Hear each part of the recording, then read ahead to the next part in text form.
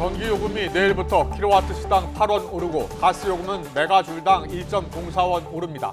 에너지 취약계층에게는 인상분 적용을 1년 유예하는 부담 완화책도 나왔습니다.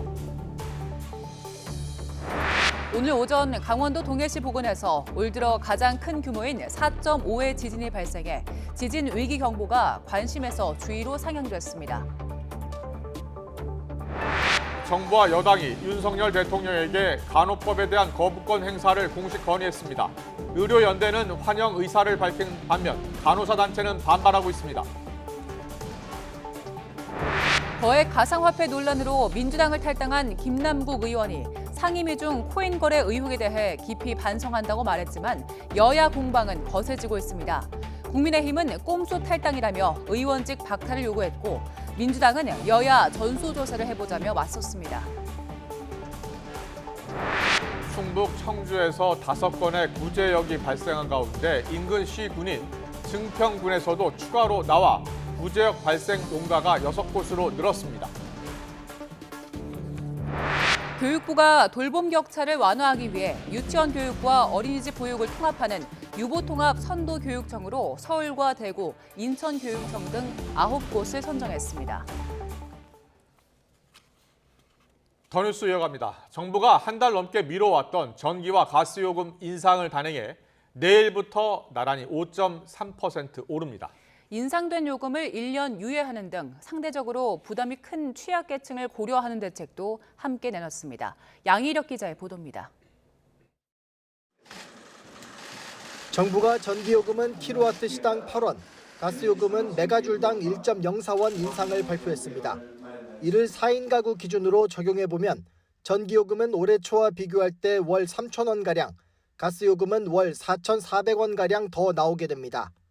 경기가 좋지 않은데도 요금을 인상한 것은 한전과 가스공사가 내놓은 자구안만으로는 지금 닥친 위기에서 벗어나기 어렵기 때문입니다. 한전은 지난 2021년과 지난해 누적 영업적자 38.5조 원에 올 1분기에만 6.2조 원 영업적자를, 가스공사는 미수금이 지난해 말 8.6조 원에서 올 1분기 3조 원 더 늘어날 정도로 경영 여건이 심각한 지경입니다. 에너지 공급의 지속 가능성을 확보하고 한전가스공사의 경영을 정상화하기 위해서는 일정 부분 전기가스요금의 조정이 불가피합니다. 이번 요금 인상으로 직격탄을 맞게 될 취약계층에게는 정부가 지원책을 내놨습니다. 전기요금 인상을 1년 유예해 사회 배려계층의 평균 전력 사용량까지는 요금 인상 전 단가를 적용하고 에너지 바우처 지급 대상도 확대합니다. 전기요금 분할 납부 제도를 소상공인과 뿌리기업으로 확대해 냉방 수요 증가로 인한 요금 부담을 분산할 수 있도록 했습니다.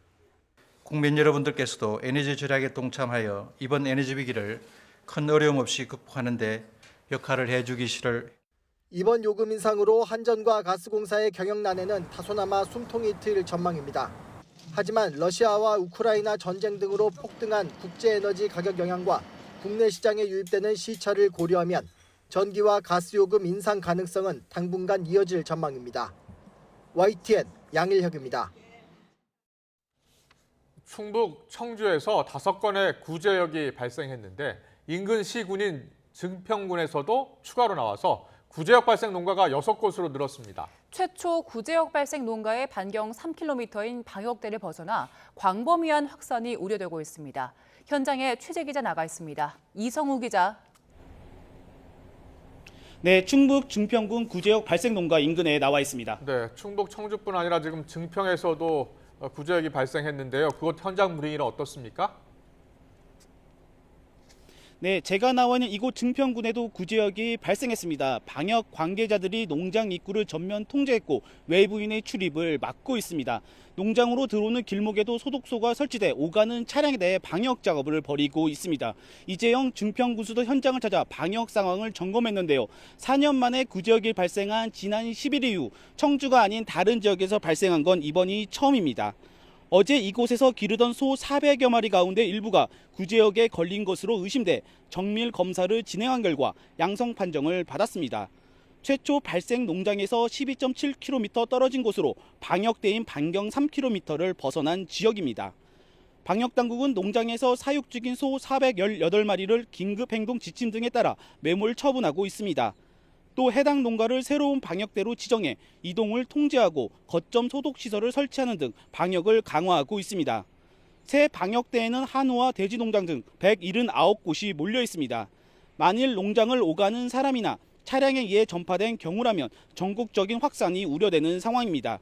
이에 방역당국은 오늘 오후 8시까지 구제역 발생 지역인 청주 증평뿐만 아니라 인접시군인 대전 세종 등에도 축산관계시설 종사자와 차량 등에 대해 일시 이동 중지 명령을 내렸습니다. 또 내일까지 방역대 안에 있는 축산 농가에 대해 임상 예찰을 마칠 예정입니다. 청주에서 발생한 구지역과 관련해 충청북도는 방역대 안에 있는 축산 농가 220곳에 대해 임상 검사를 완료했습니다. 이들 농장은 이상이 없는 것으로 확인됐습니다. 지금까지 충북 증평군에서 YTN 이성호입니다. 오늘 아침 6시 27분쯤 강원 동해시 북동쪽 바다에서 올 들어 가장 강한 규모 4.5의 지진이 발생했습니다.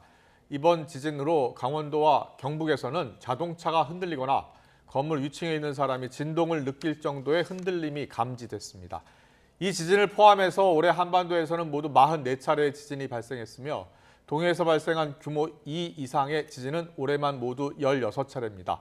기상청은 이번 지진은 남북 방향의 역단층 운동에 의해 발생한 것으로 분석된다고 밝히고 아직 알려지지 않은 단층대에서 응력이 쌓여 다발적인 지진이 발생하고 있는 만큼 지속적 대비와 조사가 필요하다고 밝혔습니다. 민주당 전당대회 돈봉투 의혹을 수사하는 검찰이 이성만 의원에게 내일 피의자 신분으로 출석할 것을 통보했지만 이 의원이 조사 일정을 미뤄달라고 한 걸로 확인됐습니다. 이 의원은 YTN과의 통화에서 내일은 소속 상임위원회인 행정안전위원회 전체 회의가 예정돼 있어 검찰 출석이 어렵다고 밝혔습니다. 다만 주말을 넘기진 않겠다는 뜻을 밝힌 만큼 조사는 이번 주 중반쯤 이뤄질 전망인데 이 의원은 공개 출석을 계획하고 있는 걸로 파악됐습니다. 검찰은 이 의원 조사를 마친 뒤 이르면 이번 주 안에 윤관석 의원도 불러 조사할 예정입니다.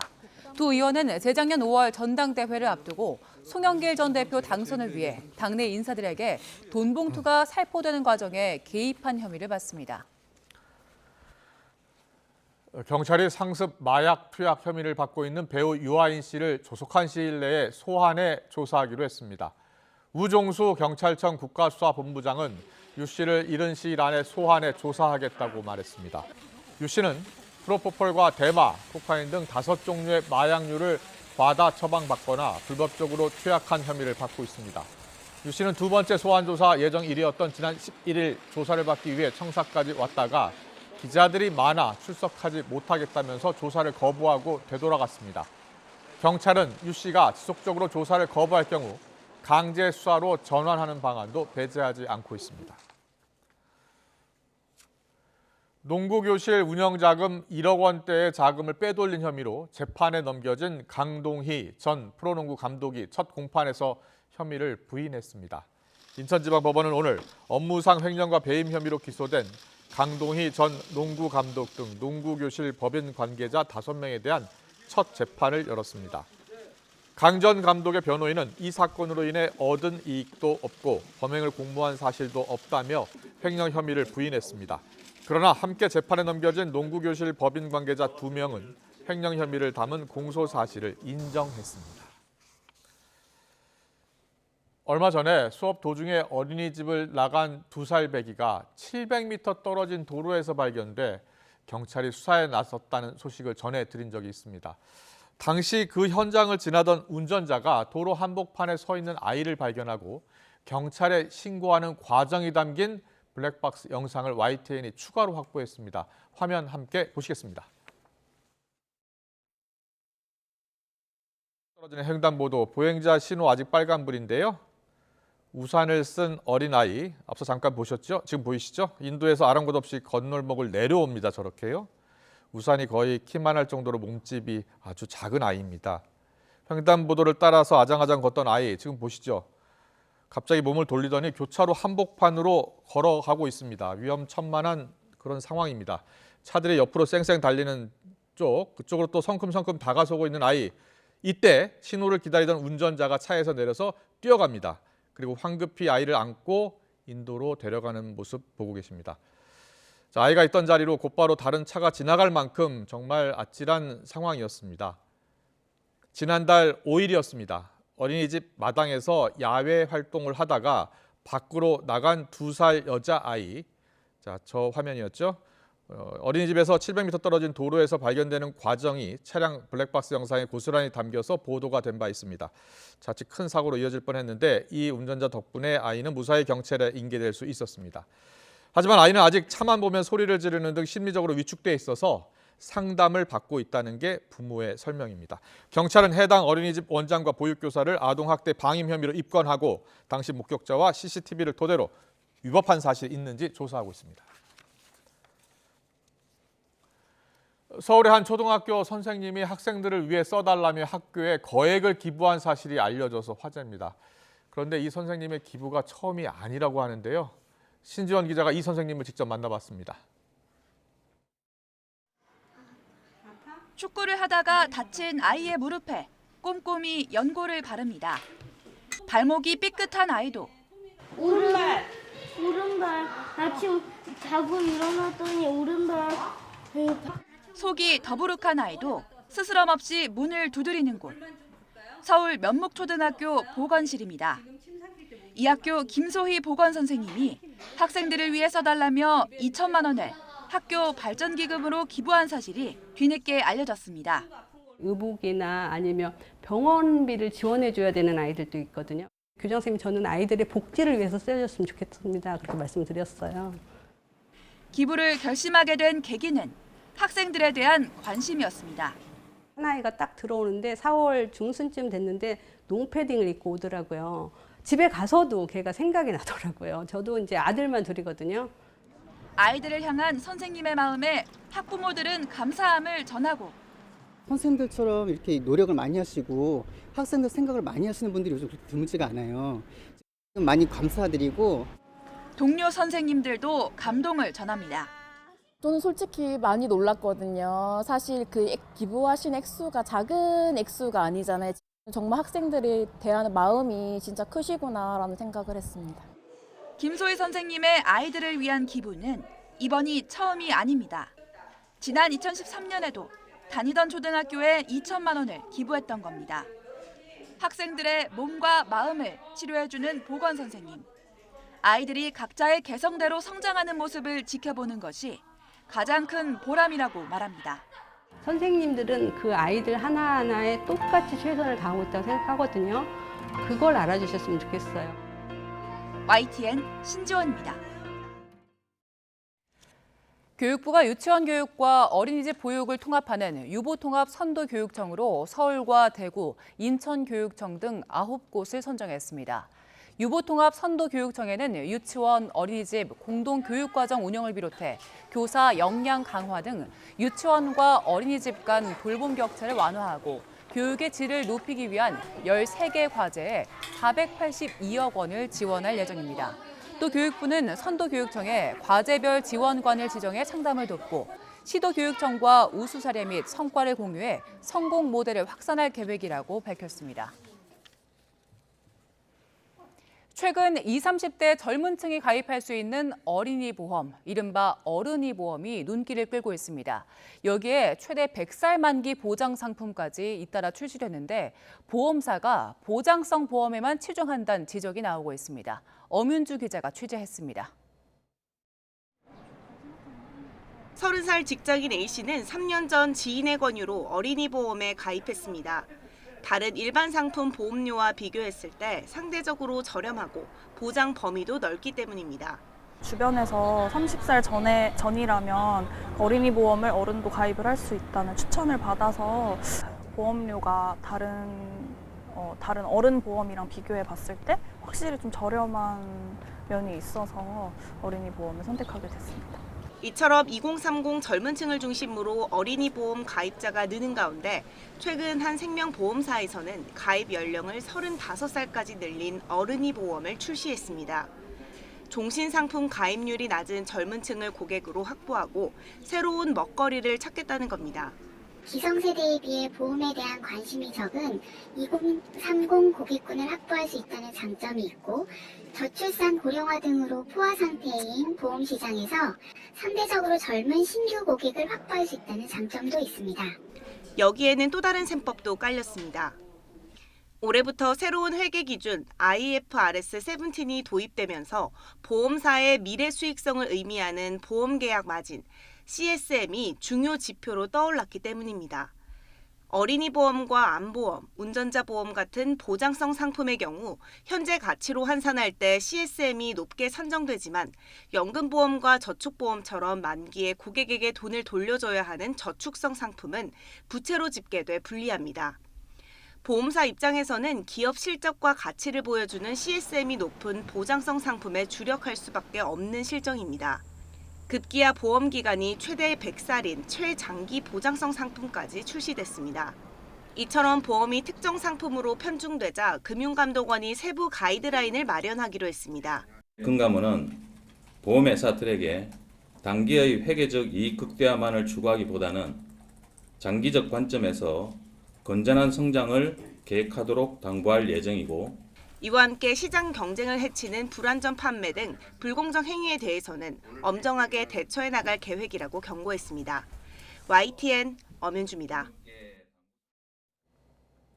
오늘 아침 9시쯤 경북 구미시 공단동에 있는 반도체 소재 공장에서 화학물질인 메틸클로로실레인 10리터가 유출됐습니다.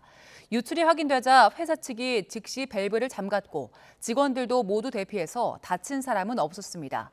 이 물질은 대기로 유출되면 염화수소가 발생할 수 있지만 소방당국 측정 결과 현장의 염화수소 농도는 정상으로 파악됐습니다. 대구지방환경청은 밸브가 오작동해 직원이 수동으로 조작하다가 사고가 난 걸로 보고 있습니다. YTN 김영수입니다.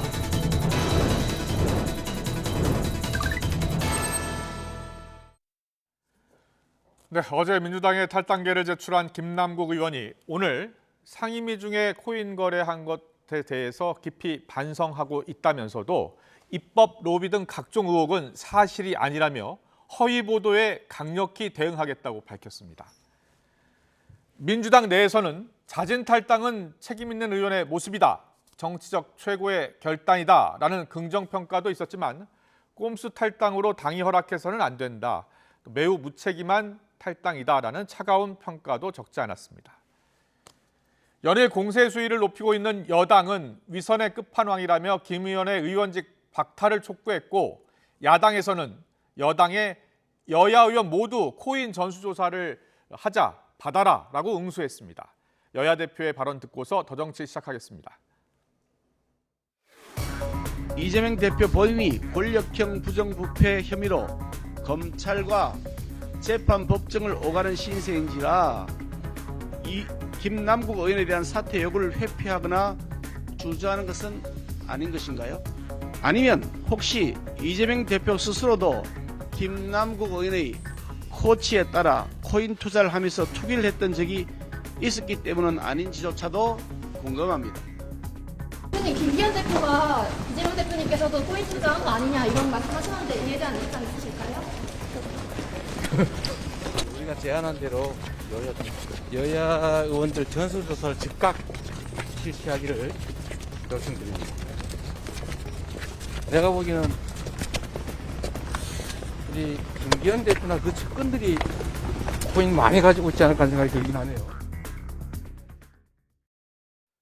네, 어떻게 들으셨습니까? 오늘의 전국 현안 짚어보겠습니다. 차재원 부산 카톨릭대 특임 교수님, 배종찬 인사이트K 연구소님 나와 계십니다. 어서 오십시오. 안녕하십니까? 안녕하십니까? 네, 지금 김남국 의원 코인 후폭풍이 거세게 불고 있는데요. 지금 잠깐 보신 것처럼 여야 대표가 서로 상대당 대표에게 코인 의혹을 지금 제기하고 있는 그런 상황까지 왔습니다. 먼저 김남국 의원, 쇄신 의총을 6시간 앞두고 탈당을 선언했는데 그 배경이 뭐라고 생각하시는지 짧게 좀 분석 듣고 싶습니다. 일단 뭐 김남국 의원은 당에 즉시 부담을 주지 않겠다는 게 외형적 명분이긴 하지만 제가 봤을 때는 두 가지 이유인 것 같아요. 첫 번째는 징계를 회피할 목적이었지 않나 하는 생각이 듭니다. 만약에 이 지금 출당 조치가 된다든지 제명이 될 경우에는 향후 그러니까 이 민주당으로 다시 복당하기가 쉽지 않다 판단했을 가능성이 상당히 높다는 것이죠. 예. 그리고 아마 이러한 부분들은 상당히 지도부하고 일종의 뭐랄까 이심전심 뭐 이 상황이 있지 않나 하는 생각이 듭니다. 실제 이 탈당계가만 접수되면 바로 그렇게 처리가 되는 게 이 당헌 당규에 명시되어 있긴 합니다만 그렇지만 사실은 이 지금 그러니까 징계를 회피하려는 목적으로 탈당할 경우에는 여기는 또에서는 강하게 또 이 처벌하는 조항이 따로 있거든요. 예. 그럼에도 불구하고 어제 이 탈당 소식이 전해지자마자 당 대변인은 뭐 탈당은 자유인데 우리가 막을 수도 없다 그런 식으로 이야기를 하는 거 보면 일종의 지도부하고 김남국 의원하고는 일종의 꼬리 자르기식 탈당을 통해서 이 예. 정치적인 위기를 모면하는 생각이 있었던 것 같고 네. 또 하나의 이유는 제가 봤을 때는 자신의 지금 이 거래 내역 자료를 공개하는 걸 갖다가 회피하려는 목적이었지 않았을까 하는 생각이 듭니다. 예. 당 진상조사위원회에서도 어제 발표를 했습니다만 여러 가지 지금 그 코인을 거래한 내역 그리고 이용한 거래소 네. 그리고 전자지갑 이런 자료들 내라고 했는데 내지 않은 채 탈당했다고 하는 걸 보면 아마 본인의 지금 그러니까 이 당 소속으로 머물러 있는 한 진상조사위원회에서 계속적으로 객관적인 자료를 내라는 부분에 대해서 나름대로의 부담을 갖고 있었던 것 같아요. 바로 그 두 가지 이유 때문에 탈당을 했는데 거기에 따른 후폭풍이 만만찮은 것 같습니다. 그렇군요. 네. 일단 페이스북에는 더 이상 당과 당원 여러분께 부담을 드리지 않기 위해서 그래서 탈당을 하겠다라고 했지만 속내는 징계 회피 또 추가 조사 회피에 있지 않느냐라는 분석이었고요. 또 배 소장님 어떻게 생각하세요? 차선 교수님 말씀하신 대부분이죠. 예. 결국 여론의 의식에 있기 때문에 쏟아지는 소나기는 좀 피하고 보자 그런 심산이었을 가능성이 높은데 여기서 이제 한 가지 궁금해지는 것은 뭐냐면 김남국 의원이 그러면은 이재명 대표에게는 탈당을 전달하지 않았을까 미리. 예. 그렇다면 이재명 대표는 그 탈당이 전달됐다면 탈당 의견에 대해서 김남국 의원의 의견에 대해서 어떻게 반응했을까 이게 상당히 중요하겠죠. 예. 그리고 결과적으로는 최근에 윤관석, 이승만 의원의 네. 이 돈봉투 관련해서 또 탈당이 있었거든요. 그러니까 탈당이 해결책은 아닙니다. 사실 국민들의 마음은 탈당이 아니라 탈탈탈 털으라는 이야기겠죠. 그런데 그것을 얼마만큼이나 당 차원에서 어느 정도 수준까지 할 수 있을지는 모르겠습니다만 중요한 것은 탈당은 미봉책일 뿐이고 정말 제대로 진상이 규명돼야 되겠죠. 진상이 제대로 규명이 돼야 한다. 그런데 지금 당 차원의 진상 조사가 진행 중이었잖아요. 예.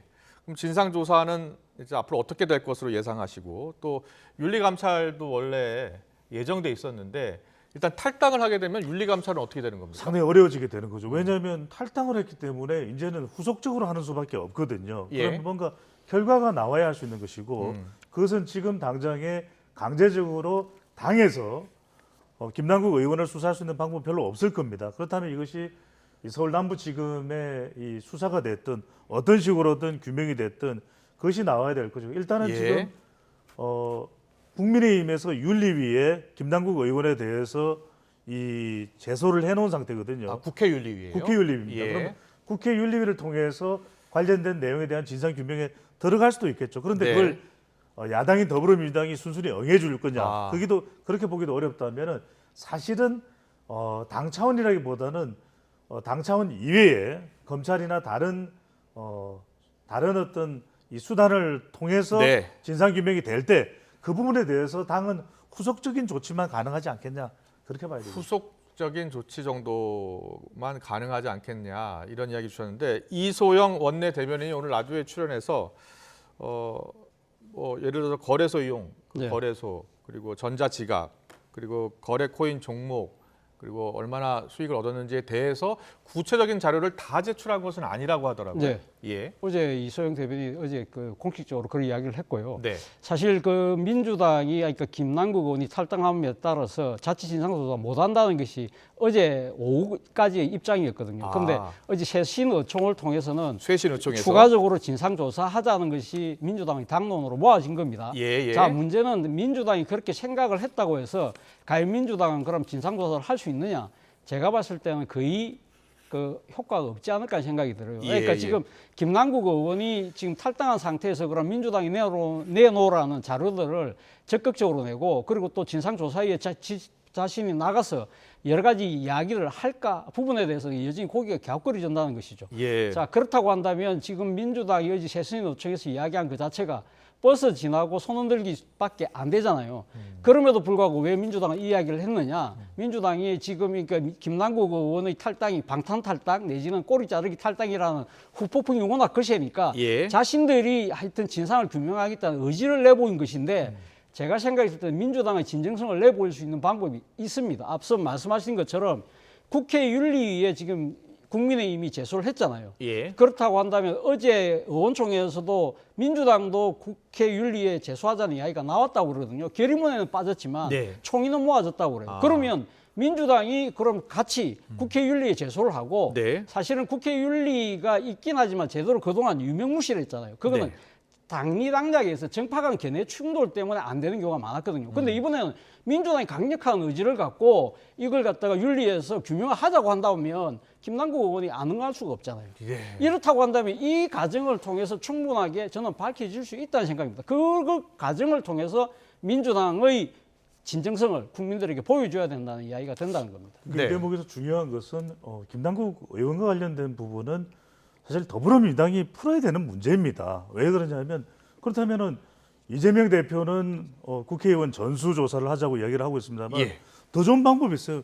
국민의힘을 꼼짝 못하게 하는 방법이 있습니다. 네. 자, 김남국 의원에 대해서도 탈당과 관련한 부분에 우선 규명이 필요합니다. 그러니까 지금 당 차원에서 조사가 들어갔고 그런 당 차원의 조사를 김남국 의원도 적극적으로 요청하기도 했어요. 그렇다면은 이런 지지부진한 어수선한 상황에 대해서 중도나 무당이나 MZ세대도 납득하기 어렵지만은 더불어민주당의 핵심 지지층인 특히 이제 40대의 경우에는 부정부패, 비리, 의혹에 대해서 상당히 민감한 반응을 보이거든요. 네, 네. 그렇다면은 이렇게 당에 제대로 된 조사를 받지 않고 자신이 무단으로 탈당한 경우에는 그 어떤 경우에도 복당이 되거나 공천권을 얻을 수 없다는 것을 분명히 해버리면 됩니다. 예. 그러면 함부로 탈당 못해요. 아. 그러니까 자기 스스로가 지금 문제나 의혹이 있어서 조사가 되는 가운데 탈당을 결정을 해버린다. 그 탈당은 허용되지 않을 뿐더러 그렇게 탈당계를 제출한다고 해서 받아주지 않으면 돼요. 예. 그리고 그렇게 무단으로 탈당하는 경우에는 그 어떤 경우에도 복당이 손쉽게 되거나 그 공천과 연결돼서 나중에 회복되는 그런 것은 불가능하다는 걸 제시하면 되는 것이고 또 하나 네. 중요한 것은 더불어민주당이 가상자산에 대해서 다 전수조사하면 돼요. 자, 그런 다음에 어떻게 하냐. 네, 네. 자, 국회 다수당인 더불어민주당은 다 전수조사를 했다. 국민의힘은 집권 여당인데 뭐 하느냐. 예. 여론에 불이 붙을 거예요. 여론에 아. 덜 불이 붙을 거예요. 예. 그러면 이재명 대표가 그렇게 주장하지 않더라도 국민의힘은 뭐 해? 더불어민주당은 다 했는데 국민의힘은 뭐 하고 있어? 그렇군요. 예. 그런 압박이 들어갈 수밖에 없는 거죠. 먼저 전수조사를 하는 것도 방법이다라는 말씀 해주셨습니다. 자, 그렇다면 김남국 의원은 지금 어떤 생각을 갖고 있을까요? 오늘 유튜브 방송에 출연을 했고요. 진상조사 회피를 위한 탈당은 절대 아니다라고 이야기했습니다. 그리고 잘못했다라고 인정을 했고요. 다만 그 상임위중 코인 거래는 몇천 원 정도 수준이어서 기억이 잘 나지 않는다라고 말하기도 했는데요. 자, 김남국 의원의 목소리 그리고 또 박용진 의원의 목소리 듣고 오겠습니다. 이게 상임위 시간 내냐 시간 외냐 이걸 떠나서 너무나 제가 잘못한 일이라고 생각이 듭니다. 그래서 두말할 여지 없이 반성하고 깊이 성찰하고 있습니다. 과연 그 몇천 원을 거래하기 위해서 그 시간에 그렇게 했다라는 건가 저도 조금은 기억이 안 나기 때문에 이해가 안 되는데요. 이해가 안 되지만 그럼에도 기록에 남아 그럼에도 있어. 불구하고 그 시간이냐 그 시간 아니냐 상관없이 저는 이것은 저의 잘못된 행동이 휴식 시간. 이 진상조사 자체가 스톱되게 만들었고 또 이 자신을 공천해준 당이 아무것도 못하는 자정 능력이 없는 정당으로 지금 되어버렸으니까 저는 매우 무책임한 탈당이라고 생각하고 본인이 당을 사랑한다고 하시고 곧 돌아오겠다고 하시는데 당이 무슨 저 회전문도 아니고 들어갔다 나갔다 하는 데도 아니니까요. 네, 지금 김남국 의원 유튜브 방송에 출연해서 일단은 사과드린다라고 이야기를 했고요. 네. 허위 보도에 대해서는 강력히 대응한다고 하면서도 일단 그 당시 상임위 때 거래한 그 수준은 몇천 원 정도 수준이다 이렇게 밝혔어요. 저는 오늘 김남국 의원의 이 발언 듣고 정말 또다시 실망했습니다. 네. 사실은 그 문제의 본질이 그게 아니잖아요. 예. 돈이 지금 거래 액수가 얼마냐 그게 본질인가요? 그건 아니잖아요. 그러니까 지금 국회 회기 중에 지금 회의에 참석한 의원이 이 일종의 뭐랄까요? 국정이라는 국익보다 자신의 재산을 챙기는 소위 말해 사익을 먼저 취했다는 거잖아요. 이거는 지금 그 헌법 제46조가 규정하고 있는 국회의원 의무 중에 이것입니다. 국익보다 그러니까 사익을 우선해서는 안 된다. 이런 네, 규정이 분명히 있거든요. 그리고 또 국회 지금 윤리 강령에도 마찬가지로 품위 유지와 공직 우선의 이 원칙이 명시돼 있어요. 그렇다고 한다면 입이 진짜 100개라도 할 말이 없는 상황이잖아요. 예. 깊이 반성한다고 하면서 자신이 그러면 어떠한 정치적 책임은 그러면 이 자신이 소속된 당에서만 탈당하면서 끝나는 거예요. 법적 책임은 질 생각이 없나요? 그런 부분이 분명히 있는 것이고요. 또 하나의 문제는 여전히 지금 음모론을 제기하고 있다는 겁니다. 지금 오늘도 방송에서 왜 이 자신의 네임이라는 금융정보가 이렇게 이 뭐 특정 언론에게 흘러갔느냐. 이거는 지금 일종의 국면 전환을 위한 여건의 음모론인 것처럼 이야기를 하거든요. 물론 그럴 가능성 있을 수 있습니다. 있을 수 있지만 지금 이제 국민들이 지금 분노하는 부분은 이 지금 국익이라는 걸 뒷전으로 하고 자신의 이익만 챙긴 김남국 의원 그리고 이 국정보다는 자신의 재산이라는 코인에 중독되어 있는 이 모습에 지금 분노하고 있는 거지 않습니까? 예. 사실 이 지금 문제가 시작된 것도 누가 김남국 의원 보고 코인 거래하라고 했습니까? 그렇지 않잖아요. 네. 그렇다고 한다면 자신의 진정한 반성에서부터 출발해야 되는데 그런 모습이 전혀 보이지 않는다. 그래서 정말 실망스럽다. 그러니까 지금 김남국 의원이 해야 되는 해명은 유튜브에 출연할 때가 아니죠. 왜냐하면 지금 김남국 의원에 대한 지지 기반이 흔들하는 것이 아니라 더불어민주당의 지지 기반이 흔들하는 겁니다. 40대가 화이트 칼라가 이럴 때는 뭐냐면 제일 궁금해하는 부분이 이 부분인 거죠. 물론 뭐 의정 활동을 하는 그 시간에 상임위 활동 시간에 청문회 활동 시간에 거래를 했느냐도 중요한 것이 그것도 주목을 하는 것이지만 더 중요한 것은 바로 초기 단계부터의 돈의 출처입니다. 그러니까 다른 것뿐만 아니라 철저하게 그 주식 투자를 할 때 그 종잣돈, 그 전세 보전금의 수억 원의 돈이 어디서 왔는지 그리고 그것이 결과적으로는 주식에 5만 주 이상 LG 디스플레이에 몰빵이 됐던 연유, 그 이유 그리고 그것을 찾아서 다시 넷마블에 마블엑스라고 하는 가상자산에 투자된 것 그것이 다시 2021년에 또 위메이드의 위맥스로 이전된 것 그리고 그랬다가 다시 그 이후에 클레이페이라고 하는 가상자산까지 이어지는 그 흐름을 단 한치의 의문이나 의심도 없이 돈의 흐름을 고스란히 예금까지 통장의 잔해까지 시줄과 날줄로 차트로 해서 차트입니다. 그러니까 김남국 의원은 이 차트로 해명을 해버리면 돼요.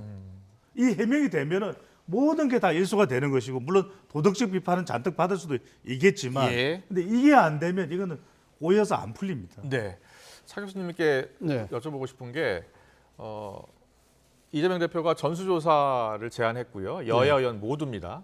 제안했고 당장 국민의힘이 받았으면 좋겠다라고 이야기하지 않았습니까? 자, 여당도 만약에 국회 로비 의혹이 있었다면 여당도 로비를 하지 않았겠습니까? 그렇겠죠. 그렇다면 전수조사를 받을 필요성이 있는 거 아니에요? 당연히 있죠. 사실 지금 전수조사라는 것 자체가 일종의 강제권이 없잖아요. 그렇기 때문에 과연 그것이 실효성이 있을까 부분에 대해서 많은 사람들이 의구심을 제기를 하는데요. 지금 어제 민주당의 의원총회에서 지금 공직자 윤리법에 재산 공개에 가상자산을 넣지 않은 것을 어제 당론으로 모았고 그걸 5월 중에 처리하자는 거잖아요. 저는 사실 그 관련된 법만 바꾸면 충분하다는 생각이 듭니다. 만약에 그러니까 재산 지금 이 등록을 거기에다 가상자산을 넣는 것을 이번 5월달에 가면 만약에 그 법을 입법을 하면 물론 공직자 재산 변경은 12월달 연말 기준으로 신고를 하지만 이번에 경과 규정을 넣어서 이 법안이 공포되는 순간 갖고 있는 모든 것을 바로 등록하자고 한다고 한다면 그건 강제력이 발동이 되는 거거든요. 그렇군요. 그런 식으로 하면 뭐 굳이 뭐 이렇게 여야가 설정을 벌일 필요 없이 모두가 다 공개할 수밖에 없는 상황이 된다는 것이죠. 왜 이런 법적 제도적 장치를 먼저 만들지 않을까요? 야당이 다수 의석을 차지하고 있는 야당이 당론으로 추진하고 그리고 바로 발의돼서 국회를 통과한다면 그 통과 직전에 여야 의원들이 다 파는 거 아니에요? 혹시 가지고 있는? 근데 예. 지금 그 코인 부분이 그렇게 쉽게 이렇게 물론 거래가 되긴 합니다만 만약에 상당한 규모를 갖고 있다고 한다면 그것이 급하게 이렇게 처분하기가 쉽지 않을 겁니다. 지금 또 이렇게 상당히 이것이 많은 사람들이 주목을 하고 있는 상황이기 때문에 급하게 만약에 많은 규모의 거래가 이루어질 경우에는 어떤 식으로든 불거질 수밖에 없다. 그렇군요. 저는 그런 생각이 듭니다. 알겠습니다. 그렇다면 지금 전국의 흐름이 여론에 어떻게 나타나고 있는지 리얼미터 여론조사 결과 보고서 좀 더 이어나가겠습니다. 자, 대통령 국정 지지율부터 보겠습니다. 자, 대통령 지지율은 3주 연속 오름세를 보이고 있는데요. 36.8% 긍정평가, 부정평가는 60.8%로 나타났습니다. 그리고 정당 지지도 보겠습니다. 국민의힘은 36.3%, 네, 민주당은 47%인데요. 양당 모두 소폭 오름세를 보이고 있습니다. 국민의힘은 1.4%포인트 올라서 36.3으로 나타났고 민주당은 1.5%포인트 올라서 47%로 나타났습니다. 자, 정당 지지도까지 봤는데요. 두 분은 지금 여론의 흐름을 어떻게 평가하고 계신지요? 그리고 여야 모두 지지율이 올랐어요? 예, 그 이유는 절체절명의 위기 국면으로 보는 거죠. 그러니까 특별한 응답자가 올랐다기보다는 1.4%포인트 그리고 더불어민주당도 비슷한 정도 수준이 결집을 한 것이고 그거는 한 1점 몇 퍼센트 또 0.89%는 지지층이 좀 더 결집을 하는 겁니다. 그러니까 지금 너무나 위기 국면이죠. 그러니까 당장에 김남국 의원과 관련된 이 사태가 코인 리스크가 꼬인 리스크로 유발이 됐지만 그렇다고 해서 더불어민주당 지지층에서 넉넉고 있을 수가 없는 것이 위기 상황입니다. 그렇다면 결집하자 큰일 나는 거 아니냐. 국민의힘은 또 국민의힘 마찬가지로 윤리위 관련된 태영호 의원과 김정은 전 의원과 관련된 그 여론도 위기 국면으로 인식될 거예요. 그렇군요. 그렇다면 서로가 결집을 하고 있는 그런 상황인데 중요한 것은 뭐냐 하면은 결국 어느 쪽이 더 MZ세대나 또는 중도층에 미치는 여파가 향후에도 클 것이냐. 그거는 지금 2중 3중으로 겹쳐져 있는 이 더불어민주당은 빨리 이걸 해소해야 되거든요. 그리고 지지율이 높다라는 것은 그만큼 지지층들이 지금 결집이 되어 있는데 더 중도층까지 흡수가 돼 있는데 타격을 받을 수밖에 없는 노출이 또 되는 셈이거든요. 그렇다면 뭐 국민의힘도 위기가 아니라고는 할 수는 없습니다. 하지만 더불어민주당이 이 김남국 의원과 관련된 이 부분을 어떻게 털어내냐. 왜? MZ세대가 상당히 영향을 받을 수 있다는 것. 다른 조사에서는 상당히 또 20대, 30대 타격을 받는 그런 또 수치로도 나오고 있거든요. 그런 부분도 좀 높게 나온 조사 때문에 또 착시 현상에 빠지지는 말아야 되는 것이겠죠. 네, 그렇군요. 자, 앞서 윤석열 대통령 지지율을 잠깐 봤는데요. 3주 연속 오름세를 보이긴 했는데 뜨거운 감자인 간호법 관련해서 지금 거부권 행사 가능성이 높아지고 있는 상황입니다. 과연 이 또 거부권 행사가 민심에 또 어떤 영향을 미칠지도 주목이 되는데요. 간호법을 둘러싸고 여야 간 공방 오늘 이어졌습니다. 듣고 오겠습니다. 간호법에 대해 대통령께 제2요구권을 행사를 건의하기로 했습니다. 대안을 제시하며 합의를 위해 최선의 노력을 다했습니다. 하지만 원안 고수 입장을 고수함에 따라 진전이 전혀 이루어지지 않았습니다. 특정 의료 직역을 일방적으로 편들어 대립과 갈등을 더욱 심화시켰습니다. 대통령의 거부권은 무겁고 또 신중해야 합니다. 거부권을 남발하게 되면 거부권의 무게가 너무 가벼워집니다. 거부가 아니라 통합으로 민생에 지친 국민과 국정을 살펴주시기 바랍니다. 반복되는 거부권 행사는 입법부를 무시하는 것이자 국민을 모독하는 것이 될 수 있습니다. 간호법에 대한 거부권 시한이 19일까지인데요. 내일 국무회의에서 윤석열 대통령이 거부권을 행사할 가능성이 높아 보이는 상황입니다.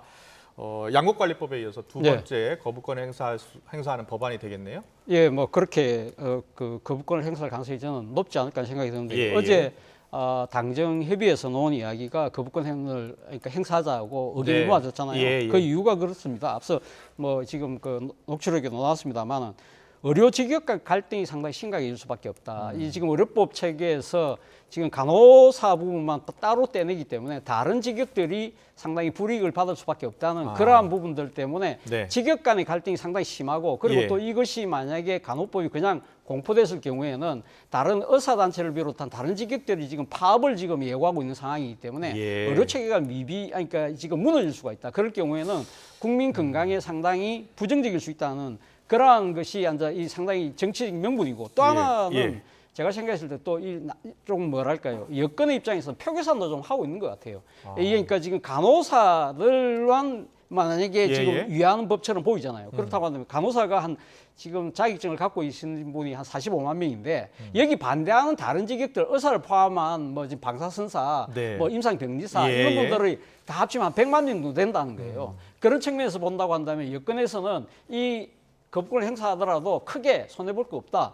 그리고 또 하나 이 정치적 목적은 앞으로 또 민주당이 계속적으로 지금 입법 드라이브를 걸려고 하고 있잖아요. 예, 예. 그중에 예를 들면 노란봉투법 같은 이런 식으로 가면 계속적으로 입법 독주를 할 경우에는 우리는 계속적으로 그러니까 여기에 대해서 거부권 행사할 수밖에 없다는 정치적 워닝을 아마 던지려고 하는 생각도 있는 것 같습니다. 그렇군요. 이 박강원 대표는 국회 간호법을 거부한다면 그러니까 계속해서 거부권 행사를 한다면 이거는 국회를 무시하는 것이고 또 국민을 모독하는 것이다. 분열 정치 위험이 높다라면서 이번 간호법 공포했으면 좋겠다. 공포를 해달라고 이야기했습니다. 그렇죠. 그러니까 윤석열 대통령도 계속 법률안에 대해서 거부권을 행사한다면 부담스러운 겁니다. 예. 그런데 국민들은 과연 이 간호법 네. 그리고 이제 지금 간호사법으로 부르면 어떠냐라는 것이 이제 여당 쪽의 요구 사항인데 그러면은 국민들은 환자들은 이 내용을 돌봄을 받아야 되는 고령자들은 이 내용을 알까요?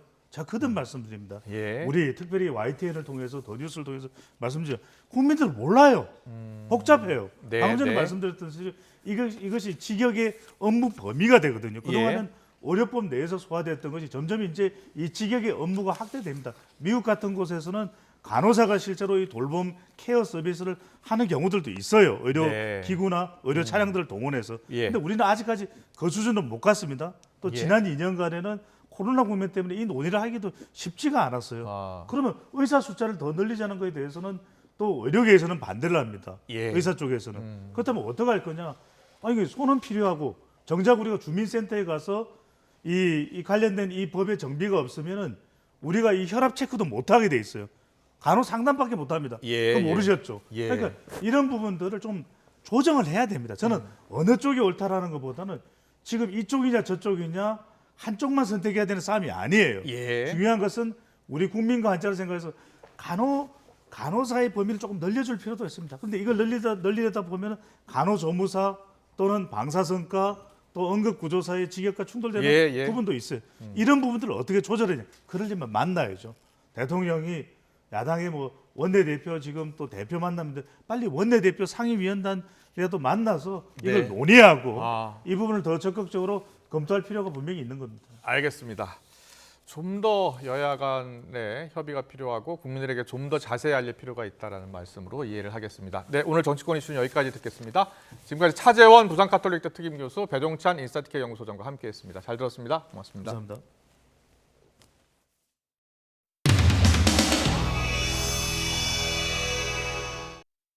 사회자님, 그 처음 진행 방식과 관련해서 우리가 뭐 이걸 숨길 이유가 있겠습니까? 그래서 저는 뭐 공개 요청할 것을 제안드립니다. 감사합니다. 네, 의원님별로 의견이 많이 다르신 것 같은데요. 조금 전에 더불어민주당의 국회의원이었던 김남국 의원께서 탈당한 것 같습니다. 죄송합니다. 그럼 지금부터 회의를 비공개로 전환하겠습니다. 언론인과 보좌진 여러분께서는 네. 그 처음 진행 방식과 관련해서 저는 뭐 공개 요청할 것을 제안드립니다. 원래 의총은요 공개가 원칙이었습니다. 옛날엔 다 공개했습니다. 국민의 대표가 말하는 것은 자신이 책임을 져야 합니다. 따라서 오늘 같은 이런 상황에서는 공개하는 것이 마땅하다고 봅니다. 다음 의총부터는 제가 사전에 의원님들의 동의를 얻어서 가능하면 공개 의총을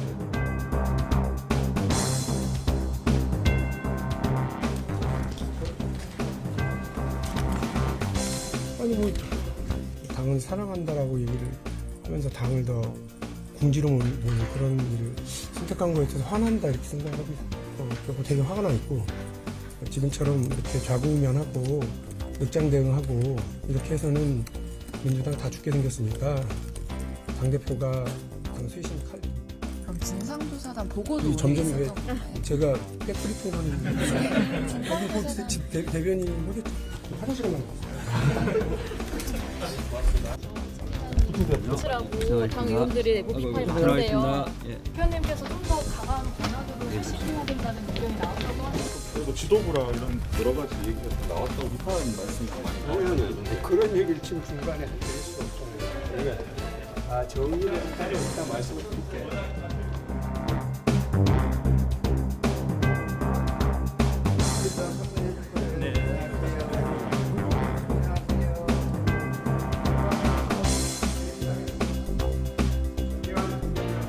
오늘 의원총회 이후 재창당의 각오로 근본적 반성과 본격적 쇄신에 나설 것을 약속드립니다.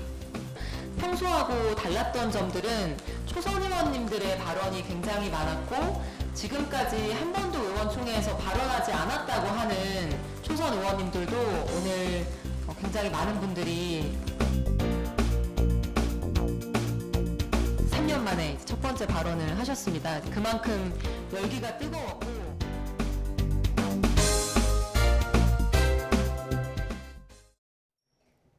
스승의 날인 오늘 계절의 시계가 한 달가량을 앞서가며 초여름만큼 더운 날씨가 찾아왔습니다. 따뜻한 남서풍이 기온을 크게 끌어올리며 현재 서울 기온은 예년보다 5도가량 높은 27.7도까지 올랐는데요. 내일은 서울 기온이 30도까지 오르면서 이번 더위가 절정에 달하겠습니다. 들쑥날쑥한 기온 변화에 건강 관리 잘 해주시기 바랍니다. 내일도 전국적으로 맑은 하늘이 이어지겠습니다. 하지만 수도권 지역은 중국발 스모그가 유입되며 대기질이 탁해지는 곳이 있겠고요. 동해안 지역은 오후부터 바람이 강하게 불겠습니다. 내일 낮 동안에도 강한 볕이 내리쬐며 전국의 자외선 지수와 오존 농도가 높게 나타나겠습니다. 외출하실 때 자외선 차단제 꼼꼼하게 발라주시고요. 오후 2시부터 5시 사이에는 장시간 야외 활동을 자제해 주시는 게 좋겠습니다.